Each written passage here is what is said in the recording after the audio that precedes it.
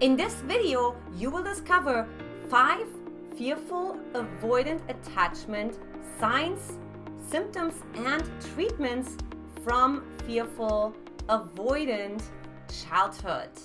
Hey, I'm Antje Boyd, founder and creator of the Magnetize Your Man method, and it's super important to know about this because the fearful avoidant attachment style is an adult attachment style that is characterized by really staying away from relationships, right? I mean, eventually they also want a relationship too, but they also are really afraid of intimacy. So let's actually roll through some of the symptoms. We're going to talk about 5 today that are really showing you that you either are a fearful avoidant attachment style or that you are dealing or dating a fearful avoidant attachment styles. So, symptom number 1 is avoiding conflict. So look, you know that you're dealing with a fearful avoidant when they're really trying to avoid conflict, right? They're sort of becoming like going into this shell. You know, you can see them like almost like retreating, right? So we're just like leaning into the energy, asking you more questions, engaging you in that sort of like dialogue, right? They're doing the opposite. They're sort of withdrawing completely, cutting you off, right? And of course, part of it is because it's high touch. You know, when you have conflict, there's touch, it's intimacy, there's heat. The avoidant, it goes a little bit more towards being cool and cold, right? So anything that causes that heat, he's sort of like shying, or she's sort of shying away from, right? So something to really keep in mind. Symptom number 2 is difficulty trusting others. Now, you have to understand what actually happens to a fearful avoidant attachment style, right? Because like they don't have that response from their primary caregiver that they should have gotten in childhood. So look, what happens if we as little children think we should be treated a certain way, right? Our emotional needs should be met in a certain way. Our physical needs should be met in a certain way. We should be taken care of, and we're not. Well, you actually go through 2 stages. The first stage is actually seeing, okay, wait a minute, right? My parents are the gods. So if my assumption that they should be treating me a certain way is not true, then I can't trust myself, right? Like something around my assumption is not true. Something around my worldview is not in alignment with reality, right? There's a disconnect. And then in response to that, we also stop trusting other people as well. Now, how that shows up in dating is in a couple different ways. For one, like this man doesn't share a lot about himself, or she doesn't, right? So there's not like this, like, listen, this is what happened to me in childhood. And he's not like going that deep into it because, you know, he has really sort of like, I can't trust you, right? Like I can't let you fully in. I need to keep you sort of like a little bit at a distance, right?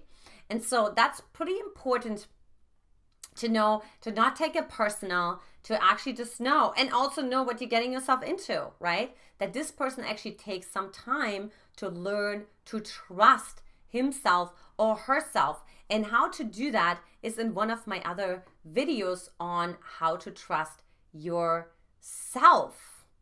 So symptom number 3 is seeking out, so there's this tendency to seek out faults in partners or friends so they can have an excuse to end the relationship, right? So they're sort of like this highly critical, right? Like, you know, your butt is too big, you know, you're not smart enough, right? You're late again. So there's this constant sort of like criticizing, right? So a lot of women think that those avoidants are narcissists even, right? Because there's so much about like everything is wrong, you're never good enough, right? And the reason why is because secretly they want you to break up with them. Now, why is that? Well, they're afraid of intimacy, right? Remember what I said before, right? The closer you get, the hotter it gets, the warmer it gets, the more it melts. So imagine this.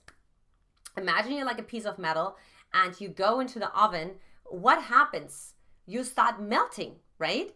And so the avoidant is really, really afraid of melting, because once you melt, you lose your form.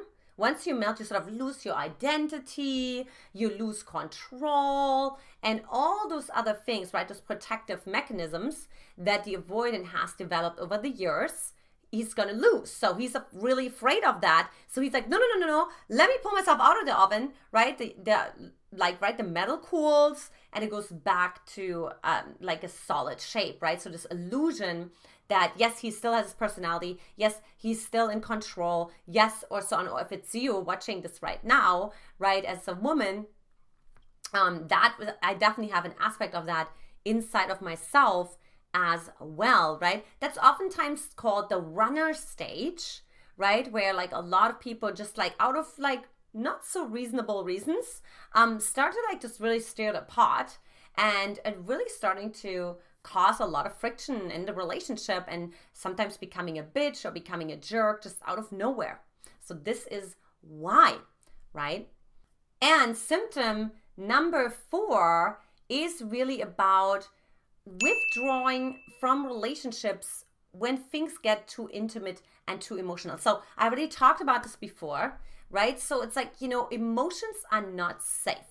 So you have to keep that in mind. For a fearful avoidant, emotions are not safe. So guess what? The closer I get to emotions, the unsafer I am. So why in the world would I get closer to emotions, right? Like, no, you're obviously not going to get closer to emotions, right? So what you do is like you're just trying to stay on the surface. So you're not going really deep. Or as soon as you have reached a certain level of sort of emotional intimacy, so you may have shared something, you may have like a vulnerability hangover, like you actually retreat, right? So you may have shared something. So how that looks like again in dating is you may have shared something on a date, something vulnerable, and now like you may not get back to that person for like a week. And just keep your distance, right? So you're just sort of like this withdrawing energy, right? I need my own space again. I need to be in control again. I gave some of me away and I need to find enough of an autonomy, of an independence again inside of myself to feel safe, right? So that's really super, super common.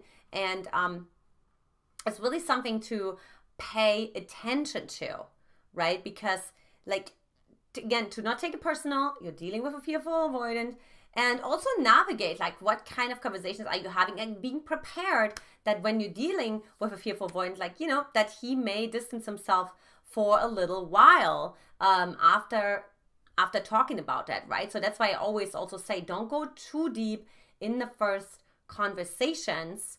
And also if you are fearful avoidant, you're just knowing that about yourself. To be like, okay, like maybe I can navigate this, that I don't have to withdraw so much, that I still feel good about myself.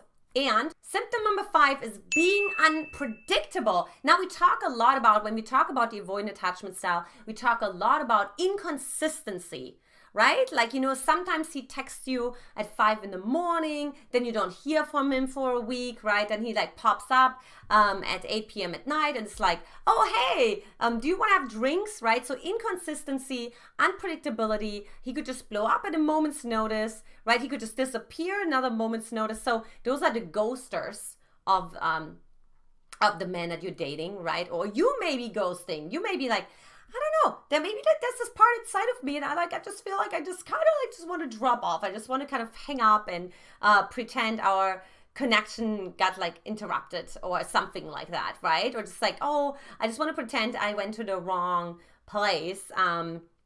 I don't really want to go, or whatever the case may be, right? So there's this unpredictability because it's also sort of this variety, because remember, the more predictability is, the more consistency there is, the more intimacy is. So the more unpredictability is, the more freedom, right? The more space, the more independence. And so again, if you need unpredictability and you are a fearful avoidant, I highly recommend like weaving that into your life, you know, like how can you weave variety into your own life? So I do that for myself, for example, and weave that into my own life, you know, take different drives home, eat different kinds of foods, travel to different kinds of places, do things in different kind of order. So you can do many different things to create that unpredictability for yourself. If you're dating somebody who's more unpredictable, it's like creating space and talking about like, what does that mean to them? How can they feel safer, and so on and so forth. All right, so we are at the end of this particular video. So, of course, we have the question of the day. Which of these 5 fearful avoidant attachment symptoms do you recognize in yourself? Or of course, someone else you're dating, and how will you change your approach moving forward? Now, look, if you like this video, like it, share it, and so, of course, subscribe to my channel and check out my Magnetize Your Man quiz and see what's sort of missing inside of yourself that's not quite aligned, that's not quite congruent, that has you attract a certain kind of man into your life, that has you struggle with trust issues, attracting emotionally unavailable men, and so much more. Look, this is it for today. I'm Antje Boyd, your host. I'll talk to you next time. Take care.